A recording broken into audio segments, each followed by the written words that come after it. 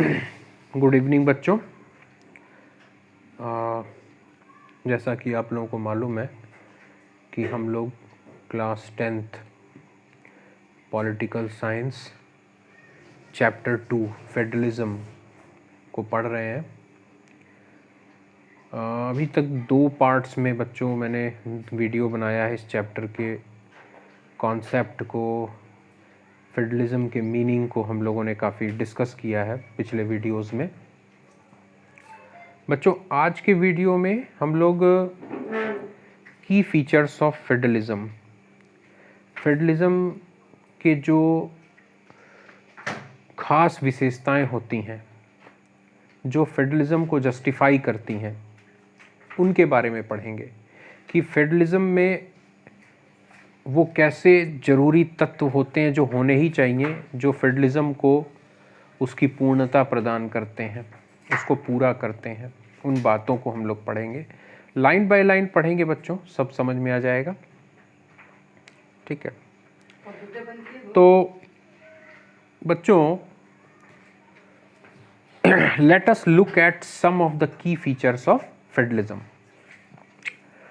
Number 1, there are 2 or more levels or tiers of government. Federalism में 2 या 2 से ज़्यादा स्तर की सरकारें होती हैं। जैसा कि हम लोग देखते हैं, जैसे एक नेशनल गवर्नमेंट होती है और उसके नीचे या उसके बाद स्टेट गवर्नमेंट्स होती हैं, या जिसको हम लोग कभी कभी रीजनल गवर्नमेंट या प्रोविंशियल गवर्नमेंट भी कहते हैं। ठीक है, सेकंड पॉइंट है, सेकंड फीचर है इसका, different tyres of government govern the same citizens but each tyre has its own jurisdiction in specific matters of legislation, taxation and administration. जितने भी लेवल की सरकारें होती हैं, डिफरेंट टायर्स ऑफ गवर्नमेंट, जितने भी स्तर की लेवल की सरकारें होती हैं, वो सभी एक ही नागरिकों को, एक समान नागरिकों को, यानी एक ही नागरिकों पर शासन करती हैं। ऐसा नहीं है कि सेंट्रल गवर्नमेंट के लिए नागरिक अलग होंगे और राज्य सरकारों के लिए नागरिक अलग होंगे। नहीं, नागरिक वही रहेंगे। जैसे मैं भारत में रहता हूँ और मैं भारत के मध्य प्रदेश राज्य में रहता हूँ, तो भारत सरकार भी है, मध्य प्रदेश सरकार भी है, 2 अलग अलग सरकार है, लेकिन नागरिक तो मैं सेम हूँ ना दोनों के लिए। ठीक है, तो कहने का मतलब दोनों सरकारें या दोनों मतलब जितने भी लेवल की सरकारें हैं वो सेम सिटीजन को गवर्न करती हैं, लेकिन but each tyre has its own jurisdiction, लेकिन हर लेवल का अपना एक अलग न्याय और कार्य क्षेत्र होता है। न्याय क्षेत्र, कार्य क्षेत्र, यानी उस किसी भी सरकार की अथॉरिटी यानी उसका अधिकार की एक सीमा होती है, एक लिमिट होती है कि वो उस लिमिट से आगे नहीं जाएगा, चाहे वो केंद्र सरकार हो चाहे वो राज्य सरकार हो, और वो तय होती है। मतलब वो अप्रॉक्सीमेशन नहीं होता है, उसमें लगभग नहीं होता है कि अरे यहाँ तक आप मान लो वहाँ तक हम मान, नहीं, वो पहले से तय होता है, डिसाइडेड होता है। ज्यूरिडिक्शन का मतलब बच्चों होता है न्याय क्षेत्र या कार्य क्षेत्र। ठीक है, यहाँ पर तुम्हारे इसमें बुक में जो दिया हुआ है उसको पढ़ लो। ज्यूरिडिक्शन क्या होता है? Jurisdiction, the area over which someone has a legal authority, यानी वो क्षेत्र जिसमें कि किसी को वैधानिक या कानूनी अधिकार हो उस क्षेत्र में, उस पूरे क्षेत्र में उस व्यक्ति का या उस संस्था का या उस सरकार का वैधानिक अधिकार हो। The area may be defined in terms of geographical boundaries or in terms of certain kinds of subject. और ये एरिया जो है 2 तरह से परिभाषित हो सकता है, डिफाइन हो सकता है। या तो जोग्राफिकल एरिया, यानी इतने किलोमीटर क्षेत्र में, इतने क्षेत्र में, इस यहाँ से लेके यहाँ तक, इस तरीके से डिसाइड हो सकता है। या फिर वो सब्जेक्ट्स के मामले में, विषय वस्तु के मामले में डिसाइड हो सकता है कि नहीं नहीं इन इन विषयों पर ये सरकार कानून बनाएगी या पॉलिसी फ्रेम करेगी, नीतियां बनाएगी, और जो कुछ अलग सब्जेक्ट हैं और जो दूसरे दूसरे सब्जेक्ट हैं उन पर दूसरी वाली सरकार कानून बनाएगी या उस पर कोई भी डिसीजन लेगी या पॉलिसी फ्रेम करेगी। तो कहने का मतलब ये कि ज्यूरिडिक्शन वो एरिया होता है जिसमें किसी की लीगल अथॉरिटी काम करती है ना। जैसे बहुत अभी भी कुछ बच्चों को समझ में नहीं आया होगा, तो मैं और भी सिंपल तरीके से बताता हूँ बच्चों, है ना, रोज़मर्रा की चीज़ों को। तुम लोगों ने न्यूज़ सुनी होगी, पेपर पढ़ा होगा और अपने अगल बगल ऐसे आपस में बात करते हुए सुना होगा। जैसे क्या होता है कि मान लो कि तुम्हारे इलाके में कोई लॉ एंड ऑर्डर से रिलेटेड कोई घटना हो गई, यानी कानून और व्यवस्था से रिलेटेड कोई जैसे मारपीट हो गई, जैसे कुछ लोगों ने आपस में मारपीट कर ली, लड़ाई झगड़ा कर लिया, ठीक है। तो मारपीट कर ली तो वो पुलिस स्टेशन, एक पार्टी जो है, एक पक्ष जो है पुलिस स्टेशन गया, बोले कि सर फलाने फलाने लोग हैं, उन्होंने हमको मारा है, ऐसे ऐसे चोट लग गई है। तो वो जो पुलिस स्टेशन का जो एसएचओ होगा, जो स्टेशन होल्डिंग ऑफिसर होगा, जिसको थाना अध्यक्ष या इंस्पेक्टर बोलते हैं, वो बोलेगा कि भैया अब मारपीट कहाँ हुई, तो वो बताएगा कि फलाने बाज़ार में मारपीट हुई, उस बाज़ार में, बाज़ार का नाम बताएगा, मार्केट का नाम बताएगा, मतलब एरिया का, उस जहाँ पे मारपीट हुई उसका। तो फिर वो पुलिस वाला बोलेगा कि ऐसा है भैया कि वो ना दूसरे वाले पुलिस स्टेशन के अंडर में आता है, वहाँ जाके आप रिपोर्ट दर्ज करिए, ये मेरे कार्य न्याय क्षेत्र में नहीं आता। जिस बाज़ार में आपका झगड़ा हुआ है वो बाज़ार दूसरे पुलिस स्टेशन के ज्यूरिसडिक्शन में आता है। अब मुझे लगता है तुम लोग समझ गए होंगे। तो ये तो एरिया का हुआ, यानी एरिया बटा हुआ है। सरकारों के मामले में क्या होता है, सब्जेक्ट डिवाइडेड होते हैं कि भैया, जैसे इसमें भी एक एग्जांपल समझा दूं कि आर्मी से रिलेटेड, इंडियन आर्मी से रिलेटेड अगर कोई कानून बनाना है तो क्या बच्चों वो मध्य प्रदेश सरकार वो कानून बना सकती है, या उत्तर प्रदेश सरकार वो कानून बना सकती है, या राजस्थान सरकार वो कानून बना सकती है? नहीं बना सकती, नहीं। क्योंकि जो इंडियन आर्मी है वो डिफेंस सब्जेक्ट में आता है, और जो डिफेंस है, जो नेशनल डिफेंस है या नेशनल सिक्योरिटी है, नेशनल डिफेंस, सॉरी सिक्योरिटी तो नहीं, नेशनल डिफेंस, देश की सुरक्षा, तो ये सेंट्रल गवर्नमेंट, ये जो है सेंट्रल गवर्नमेंट, यूनियन गवर्नमेंट के अंडर में ये सब्जेक्ट आता है। तो सेंट्रल गवर्नमेंट ही इससे रिलेटेड कानून बना सकती है, ठीक है। तो इसी तरह मतलब हर सरकार का अपना एक ज्यूरिसडिक्शन होता है, एक न्याय क्षेत्र, कार्य क्षेत्र होता है, और कोई भी सरकार दूसरे के को ट्रेसपास नहीं करती, वॉयलेट नहीं करती, ठीक है, क्योंकि ये प्री डिसाइडेड होता है, पहले से ही तय किया होता है, ठीक है। तो ये ज्यूरिसडिक्शन का मतलब समझ गए। तो आगे लिखा हुआ है, ठीक है, in specific matter of legislation, legislation यानी कानून बनाने का मामला हो, टैक्सेशन चाहे टैक्स यानी जो कर वसूलती हैं सरकारें, जो टैक्स हम लोगों से वसूलती हैं उसका मामला हो, एंड एडमिनिस्ट्रेशन प्रशासन का मामला हो। कहने का मतलब पहले से ही तय होता है कि किस सरकार, किस लेवल की सरकार को किस मामले में लेजिस्लेशन यानी कानून वगैरह बनाना है, या कौन सी सरकार, राज्य सरकार कौन से टैक्स लेगी, केंद्र सरकार कौन से टैक्स लेगी। कुछ कॉमन टैक्स हैं जो दोनों लेते हैं, कुछ ऐसे टैक्स हैं, टैक्स जो लिए जाते हैं जनता से या किसी से भी, तो उसका बंटवारा होता है कि इतना % राज्य सरकार को मिलेगा, इतना सेंट्रल गवर्नमेंट को मिलेगा, केंद्र सरकार को मिलेगा, ठीक है। और एडमिनिस्ट्रेशन, एडमिनिस्ट्रेशन यानी जो स्थानीय प्रशासन होता है वो कहाँ पर किसका चलेगा। जैसे तुम्हारा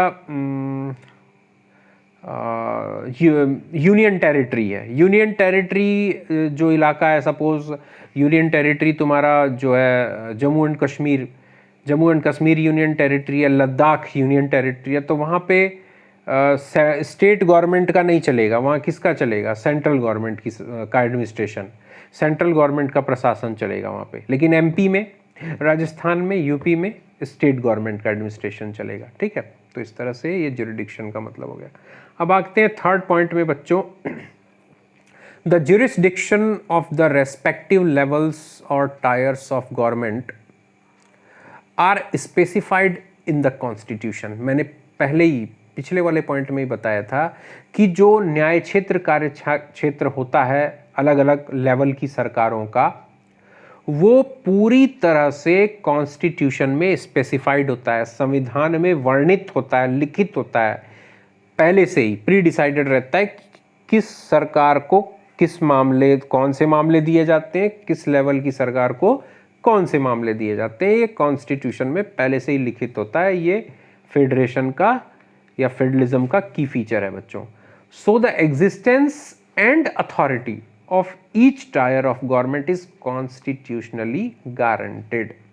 यानी किसी हर प्रत्येक लेवल की सरकार का होना या उसका अधिकार, ठीक है, उसको संवैधानिक गारंटी मिली होती है। यानी उस हर लेवल की सरकार को संविधान ने एक तरह से गारंटी दी है कि आपको आपके जो अधिकार क्षेत्र जो आपको तय किया गया है उसमें कोई और सेंध नहीं मारेगा, यानी उस पर कोई और सुपर इम्पोज या सुपरसीड करने की कोशिश नहीं करेगा। आपको जो अधिकार हैं वो आपके एक छत्र अधिकार हैं, आप उनका प्रयोग कर सकते हैं। ठीक है, ये गारंटी संविधान देता है। फोर्थ की फीचर क्या? The fundamental provisions of the constitution can not be unilaterally changed by one level of government. संविधान के जो मूलभूत प्रावधान है, मूलभूत प्रावधान, इसको समझो, यानी संविधान की जो कुछ बेसिक बातें होती हैं, आधार, जैसे अब और समझाता हूं तुम लोगों को सिंपल तरीके से। जैसे तुम मकान बनाते हो बच्चों, मकान बना लिया तुमने। मकान, जब भी कोई घर बनाते हैं, हम लोग घर बनाते हैं तो उसका एक मैप बनता है, पूरा स्केच प्लान जिसको बोलते हैं, प्लान जो आर्किटेक्ट लोग बनाते हैं पूरा।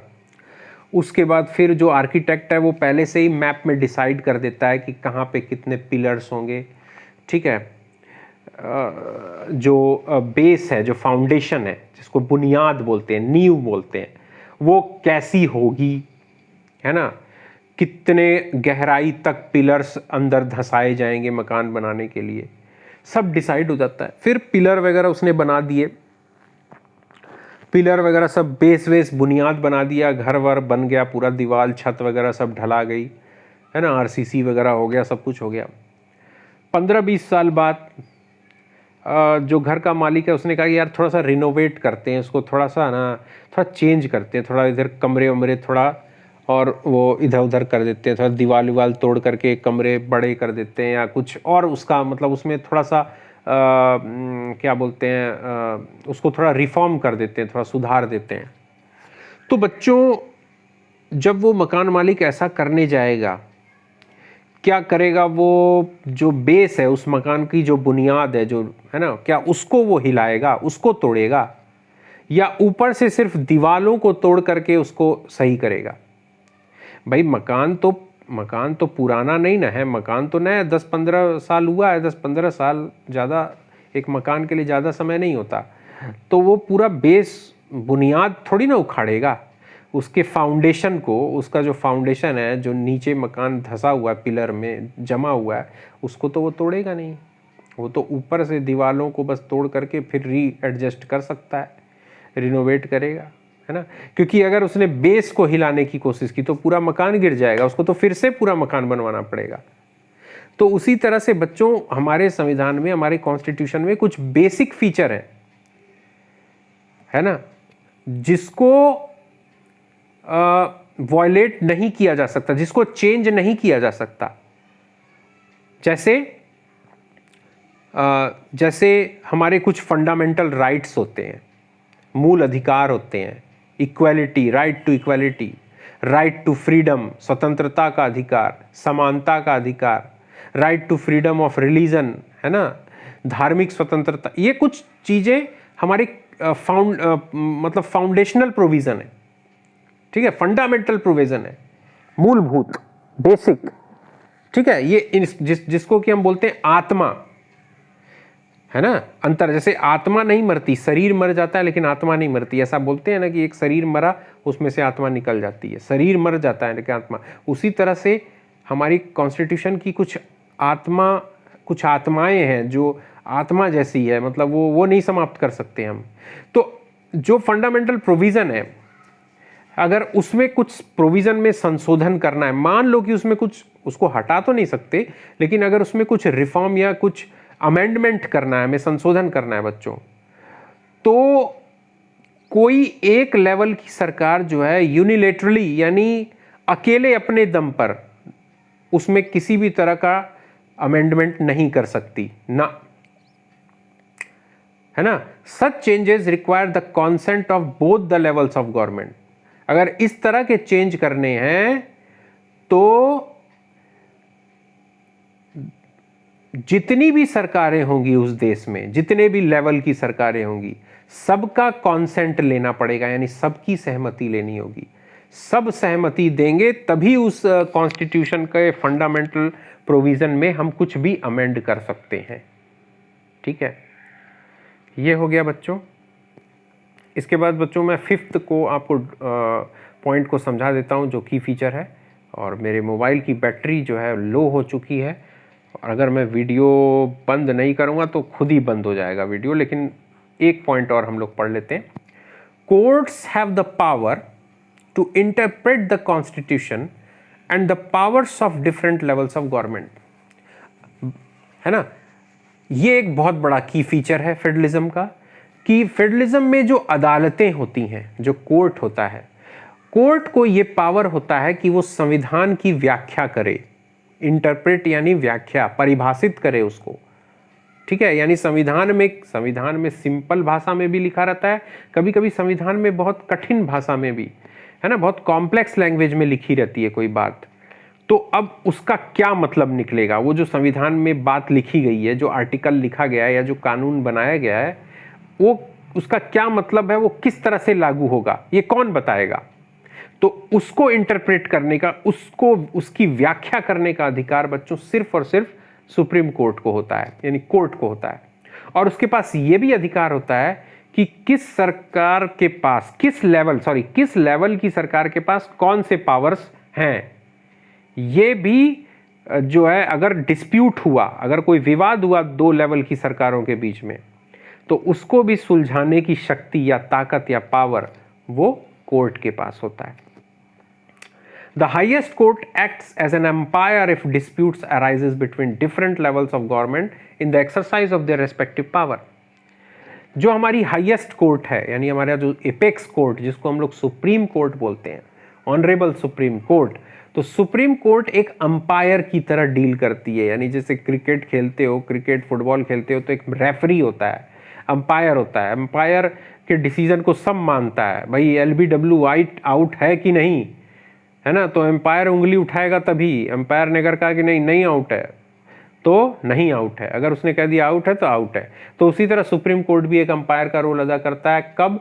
यदि डिफरेंट लेवल्स ऑफ गवर्नमेंट, अगर अलग अलग स्तरों की सरकारों के बीच में ही अपनी शक्तियों का उपभोग करते समय अगर कोई विवाद हो गया, कोई झगड़ा हो गया कि नहीं ये इस विषय पर हम कानून बनाएंगे, तो राज्य सरकार ने कहा कि नहीं, ये हमारा विषय है, हम इस पे कानून बनाएंगे, केंद्र सरकार इस पे कानून नहीं बना सकती। केंद्र सरकार कहेगी नहीं, हम केंद्र सरकार हैं, पूरे देश की सरकार है, हम इस पे कानून बनाएंगे। तो कौन डिसाइड करेगा? इस तरह का डिस्प्यूट हो गया, झगड़ा हो गया, तो कौन सुलझाएगा? तो उसको सुलझाने का अधिकार सिर्फ हमारी हाईएस्ट कोर्ट को, यानी हमारे ऑनरेबल सुप्रीम कोर्ट को है बच्चों, ठीक है। अब बच्चों फिफ्थ फीचर मैंने बता दिया।